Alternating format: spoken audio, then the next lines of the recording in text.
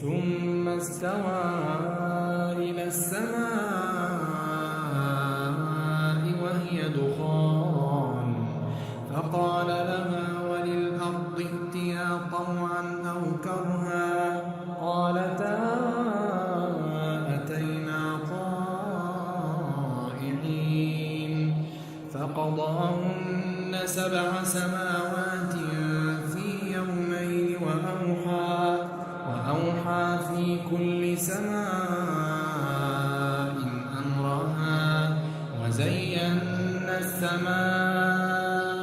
الدنيا بمصابيح وحفظا ذلك تقدير العزيز العليم.